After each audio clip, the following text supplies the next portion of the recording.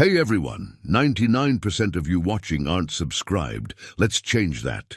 Hit that subscribe button, and at 1,000 subscribers, we'll drop special stories just for you. Dr. Elias Varn had built his reputation on listening to things no one else could hear. While others chased clear signals, structured transmissions, predictable anomalies, Elias was drawn to the noise. The faint, irregular patterns buried beneath cosmic radiation. The whispers hidden in static. Most of the scientific community dismissed them as interference. Elias called them intent. The signal that changed everything arrived at 3:17 station time. It wasn't loud. It wasn't even consistent. But it repeated just enough to form a pattern, a location, coordinates far beyond any mapped exploration route. 3 weeks later, against the advice of nearly everyone who knew him, Elias was en route aboard the Ardent Nomad, a long-range research vessel held together as much by stubbornness as by engineering. "This is a mistake," muttered the ship's onboard AI for the 5th time that day. Elias smirked faintly. "You've said that about every breakthrough I've had. Correlation does not imply justification." "Yeah, well," Elias leaned back in his chair, eyes fixed on the starless void ahead. "This one feels different." And it did. The system appeared dead long before he reached orbit. No solar activity, no debris fields, no signs of prior civilization, just a dim, aging star and a single planet sitting in silence, as if forgotten by time itself. Elias frowned at the readings. No storms, no radiation spikes, nothing. "Correct," the AI replied. "The planetary environment is unusually stable. Planets aren't supposed to be this quiet." "Agreed." That was all the confirmation Elias needed. He descended. The surface was smooth in unnatural ways. Not polished, but even, miles of terrain with no significant variation, as though something had once reshaped it entirely and then simply stopped. Elias stepped out of the ship, boots pressing into fine, pale dust. The air was thin but breathable with assistance. Above him, the sky stretched in a muted gray-blue, empty of clouds, empty of motion. And then he saw it. At first, it looked like a shadow on the horizon, a distortion. But as he approached, its form sharpened, a massive structure rising from the ground like it had grown there, obsidian black, seamless, reflective in a way that didn't mirror light, so much as absorb it. "No way," Elias whispered. There were no seams, no visible entrances, no markings that made sense. But it was there. Impossible and undeniable. The structure responded the moment he came close. A low hum vibrated through the ground, subtle but unmistakable. Elias froze. "That's new," he said quietly. "Energy readings are increasing." The AI confirmed. "The structure is reacting to your presence." Good sign or bad sign? Undetermined. Elias exhaled slowly. "Story of my life." He stepped forward. The surface of the structure shifted, not mechanically, fluidly, like liquid glass pulling itself apart. A doorway formed without edges, opening into darkness that wasn't quite darkness. Something deeper, something waiting. Elias hesitated. Every instinct told him this was the point of no return. He smiled slightly. "Finally," he murmured, and he walked inside. The air changed immediately. Warmer, alive. Soft light flickered along the walls as he moved deeper, illuminating vast corridors that curved gently, guiding rather than directing. The architecture defied human logic. No sharp corners, no visible joints, yet everything felt intentional. "This place isn't abandoned," Elias said under his breath. "Confirmed," the AI replied. "Power signatures are stable and ancient." "How ancient?" A pause. "Older than any known human structure."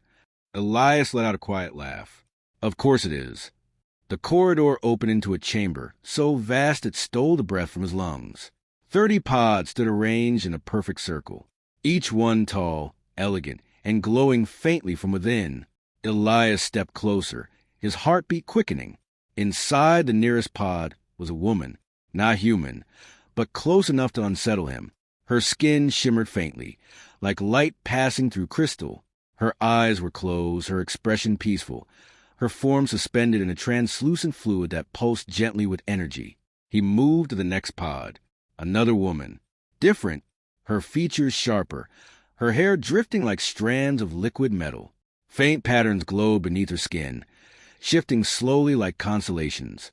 Elias turned slowly, taking in all 30, each unique, each impossibly still, each waiting. "This isn't a tomb," Elias whispered. No signs of decay. The AI confirmed. All subjects appear to be in a form of suspended stasis. "Not dead," Elias said. "Correct." He stepped into the center of the circle. The floor beneath him lit up instantly. Symbols, alien, intricate, flowing, spread outward in a radiant pattern. The chamber responded, as if it had been waiting for this exact moment. For him, Elias's breath caught. "I didn't just find this place," he said slowly. The hum deepened. The pods flickered. A central pillar rose silently from the floor, forming a console that pulsed with soft, inviting light. "You were brought here." The AI finished.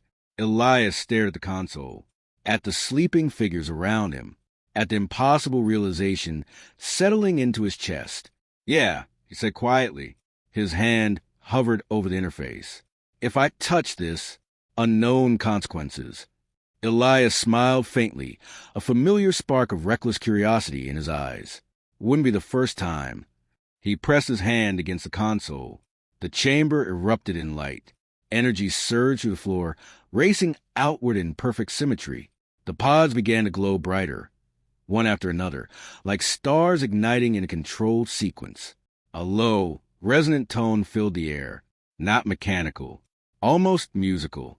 Elias stumbled back slightly as the first pod hissed softly. Cracks of light traced along its surface.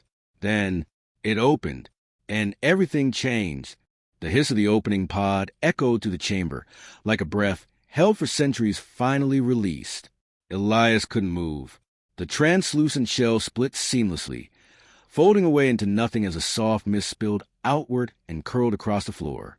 Inside, the woman stirred, slowly, deliberately, as if waking from a dream that had lasted longer than civilizations.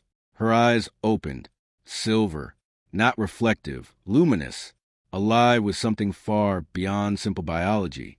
Elias felt it immediately, a pressure not physical but undeniable, brushing against his thoughts like fingertips against glass. "You are unfamiliar." The voice wasn't sound. It was inside his mind. Elias staggered back a step, gripping the edge of the console. You're in my head." The woman stepped forward from the pod, fluid dripping from her form and evaporating before it touched the ground. She moved with effortless balance, as though gravity itself had adjusted to her presence. "Your cognition is linear, slow but structured." Elias blinked. "That's mildly insulting." There was a pause. Then, faintly, amusement. Behind her, the other pods began to respond. One by one, they lit up. One by one, they opened. The chamber filled with the sound of awakening. Soft releases of pressure, quiet movements, the subtle hum of systems reactivating after ages of silence. Elias turned slowly, overwhelmed. 30 figures emerged, each one different. One had skin that shimmered like liquid gold, her movement sharp and precise. Another bore faint, wing-like structures folded against her back, translucent and glowing faintly at the edges. A third had eyes that split into layered facets, observing him from multiple angles at once. And yet, despite their differences, they moved with shared awareness. Not identical. Connected. The silver-eyed woman stepped closer. "Designation uncertain," she said aloud this time, her voice smooth but carrying a harmonic undertone, as if layered with something deeper. "You initiated the revival sequence." Elias swallowed. "I think so." "Think?" She tilted her head slightly. "I touched the console," he clarified. Then everything started happening. Her gaze sharpened, not threatening, but focused. "You are not one of the hostile architects." "Pretty sure I'd remember that," Elias said. A ripple moved through the others, silent communication passing between them in an instant. The gold-skinned one spoke next. "Temporal displacement confirmed. Stasis duration exceeds projected conflict window." Another added, her voice softer, almost curious. Then the war concluded without us. Silence followed, not confusion. Calculation. Elias raised his hand slightly. Okay, I feel like I walked into the middle of something very important. The silver-eyed woman studied him for a long moment. Then, we are the Aurelian Collective. The words carried weight, not a title, an identity. 30 units, she continued. Diverse specialization, unified function. Elias glanced around. You don't seem like units. A flicker of something crossed her expression. Your interpretation is noted. A sudden tremor ran through the chamber. Not violent, but deep, systemic. Lights along the walls pulsed erratically. External systems are activating. The AI warned in Elias's ear. Energy output is increasing across the entire structure. You did more than wake them, the AI added quietly. You woke everything. The Aurelian Collective reacted instantly. No panic, no hesitation. Each of the 30 moved with purpose, dispersing across the chamber. Some approached the walls, placing their hands against the surface as streams of light responded to their touch. Others closed their eyes, standing perfectly still, as if reaching far beyond the physical space. Elias watched, stunned. You interfacing with it? He asked. The silver-eyed woman nodded once. The vault is not a structure. It is a system. What kind of system? She looked at him. For survival. A surge of information flooded the central console.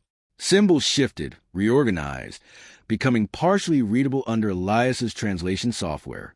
Fragmented, incomplete, but enough to form a picture. Life support, defense protocols, signal emission. Elias froze. Signal emission? The silver-eyed woman turned sharply. What signal? Elias's voice tightened. I think this place sent something when I activated it. A pause. For the first time, something changed in her expression. Concern. Across the chamber, one of the others spoke. Her voice layered with urgency. Detection probability increasing. Another. Long-range response vectors recalculating. Elias looked between them.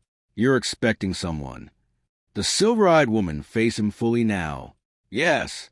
Friends. She didn't answer immediately. Then, no. The air grew heavier. Not physically, but perceptually, as if the weight of something distant had suddenly become real. Who are they? Elias asked. The chamber dimmed slightly as energy diverted elsewhere. The collective seemed to tighten, not closer together, but more aligned, more focused. The silver-eyed woman stepped toward him. Her voice, when it came, was quieter, but far more dangerous. They are what remained when creation lost control of itself. Elias frowned. That's not exactly clear. A flicker of light passed through her eyes. It is not meant to be. Another tremor, stronger this time. The walls of the vault shifted subtly, panels realigning, pathways opening and closing as if the structure itself was preparing. Elias's heart pounded. You said this place was for survival, he said. That doesn't sound like hiding anymore. It is not, she replied. A faint, almost imperceptible smile touched her lips. It is preparation.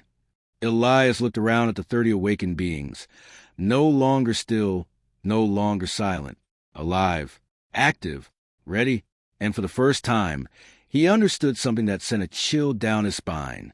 He hadn't just discovered them. He had released them. The silver-eyed woman extended her hand, not as a threat, but as an invitation. You initiated the sequence. Elias Varn. He hesitated. You know my name? We know enough. He stared at her hand, at the unknown future standing behind her. What happens now, he asked. Her answer was simple. An absolute.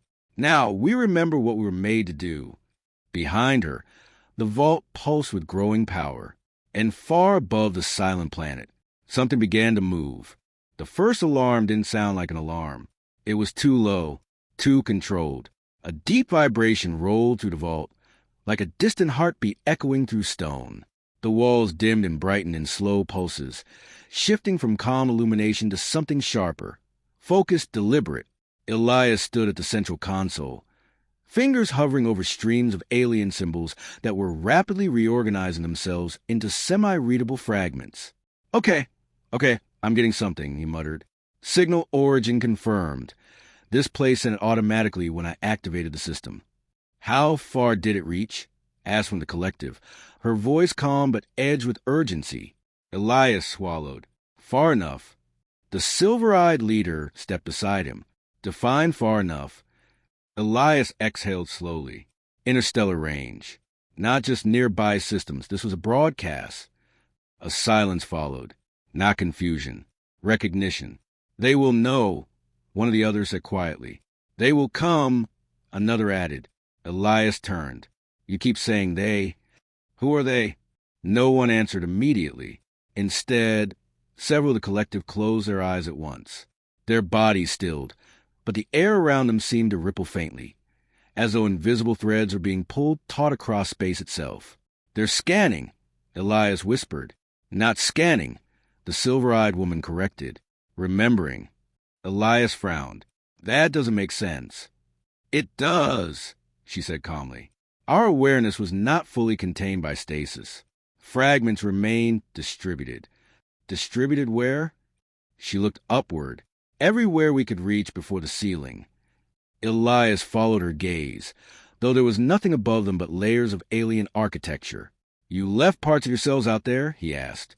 We left anchors, she said. Signals. Observers. And now they are responding. The console flickered violently. New data poured in, faster than Elias could process.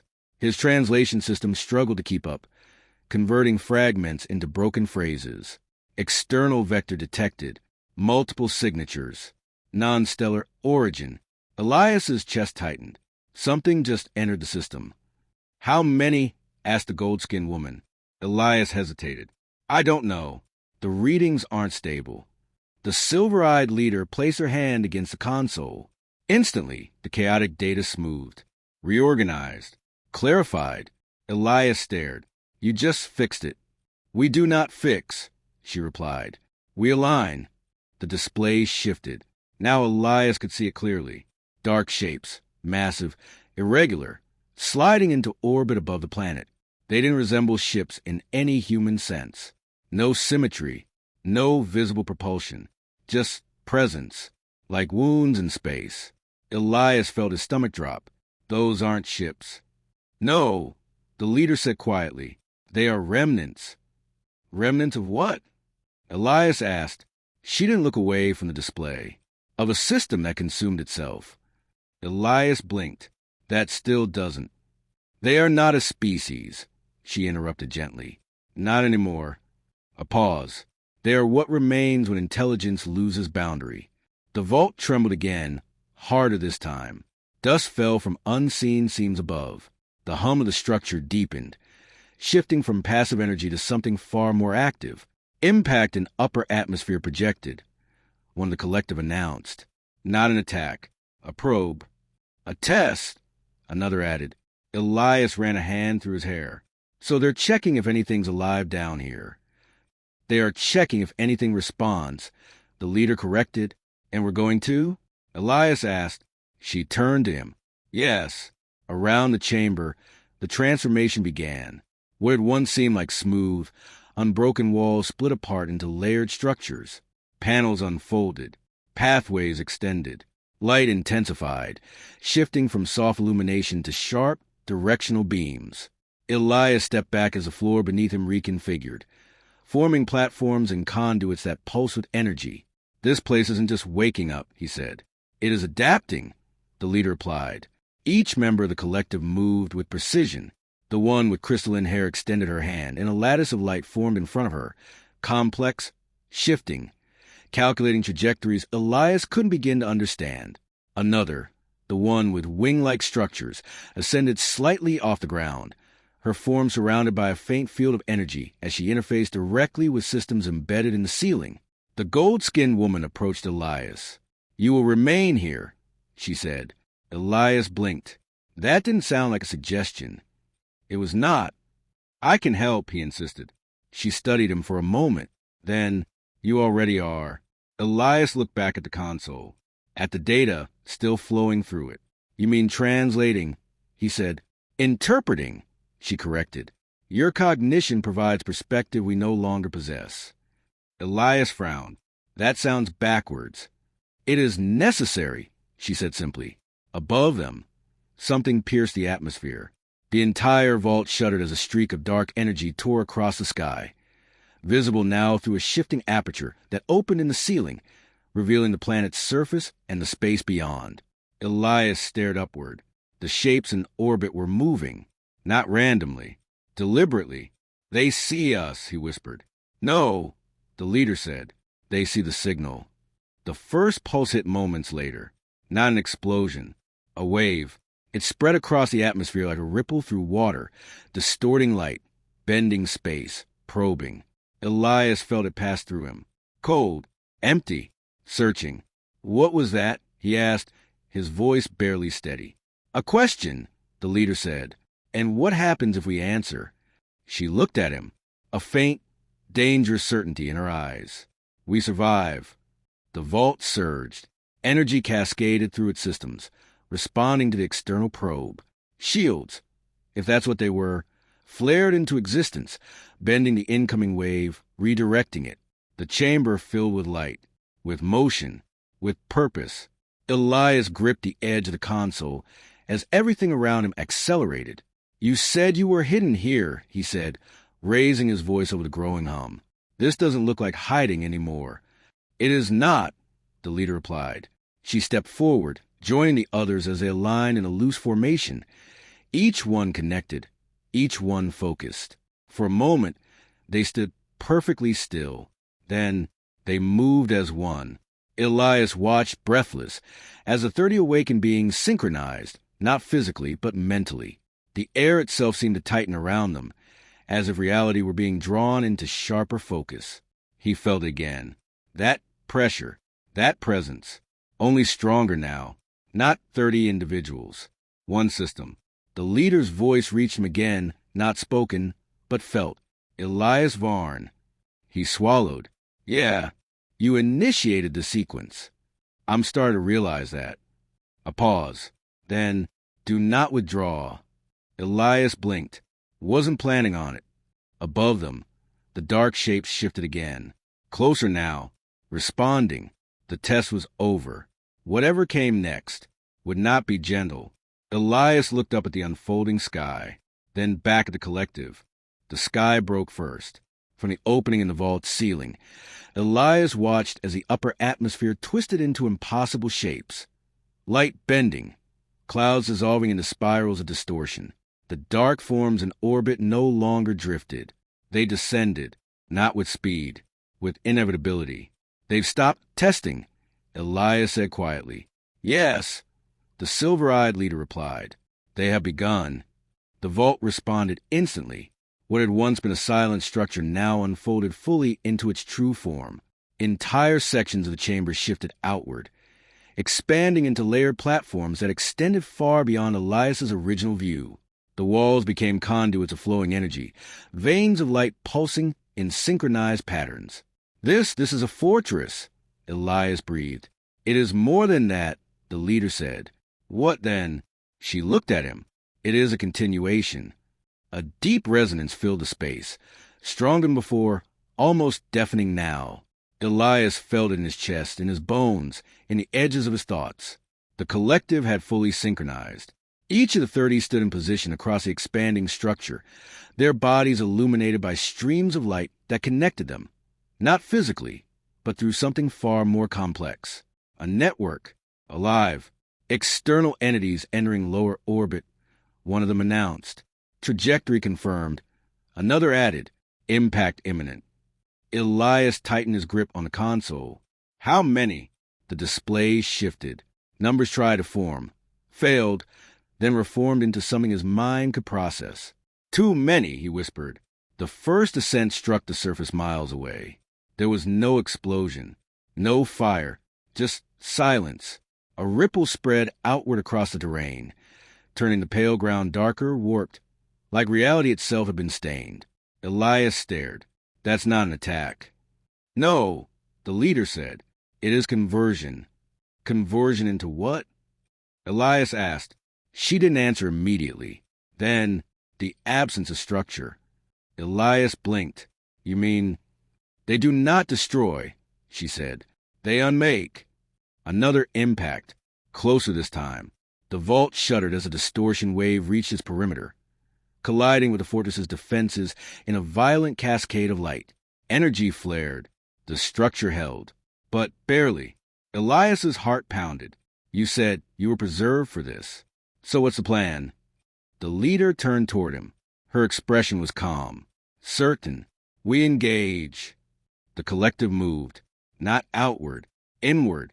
All 30 aligned at the core of the vault, forming a perfect circle around the central system, around Elias. I feel like I'm suddenly very important, he muttered. You are the variable, the gold-skinned woman said. That's not reassuring. It is essential. Energy surged, not just through the structure, but through Elias. He gasped as the console beneath his hands came alive in a way it hadn't before. The symbols no longer felt alien. They responded to him, reshaping, adapting, translating faster than his systems ever could. What's happening? He demanded. You are being integrated, the leader said. Elias's eyes widened. Integrated into what? She stepped closer. Into us. For a moment, panic flickered. Then, clarity, not imposed, shared. Elias suddenly understood fragments. How the vault thought, how the collective process, how their awareness extended beyond the physical. Not fully, but enough. Okay, he exhaled shakily. Okay, I could work with this. Above them, the darkness reached the surface. This time it didn't strike. It formed. Shapes emerged from the distortion, tall, shifting, undefined.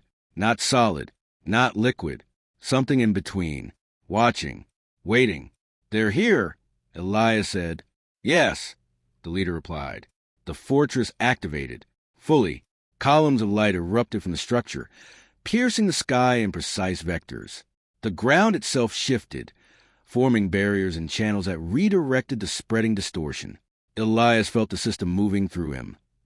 Every decision, every calculation happening at impossible speeds. They're adapting, he said suddenly. The leader nodded. They always do. Then we need to be faster.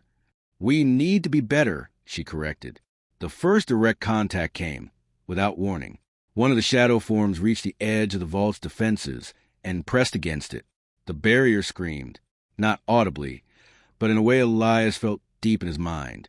It's breaking through, he shouted. Not breaking, the leader said sharply. Learning. Elias's thoughts raced. They're analyzing the shield, figuring out how it works. Yes. Then we change it. A pause. The leader looked at him. Show us. Elias didn't hesitate. He focused on the console, on the flow of energy, on the patterns forming and reforming. They expect consistency, he said quickly. Predictable responses. So we stopped giving them that. He adjusted the system, not directly, but through suggestion, through interpretation. Randomize the defense cycles. Shift frequencies. Don't let them lock onto anything stable. The collective responded instantly. The barrier changed. Not smoothly, erratically, alive. The shadow form recoiled, not defeated, but disrupted. It worked, Elias said, almost disbelieving. It adapted, the leader corrected, and so will we. The battle, if it could be called that, spread across the surface, light against distortion, structure against absence. Elias stood at the center of it all, no longer just an observer, no longer just the one who had found the signal. Now, he was part of the response. The leader stepped beside him once more. You see now, she said. Elias nodded, eyes fixed on the shifting battlefield. Yeah, he said quietly. You weren't waiting to be rescued. No. He glanced at her. You were waiting to be reactivated. A faint smile touched her lips. Correct. Another wave approached. Stronger. Smarter. Elias squared his shoulders. Good, he said. Let them come. The collective tightened their formation. The fortress surged. The sky burned with impossible light. And on a silent world at the edge of everything, a human and 30 awakened beings stood together against the unraveling dark. Not as survivors. Not as relics. But as something new. something evolving, ready for anything.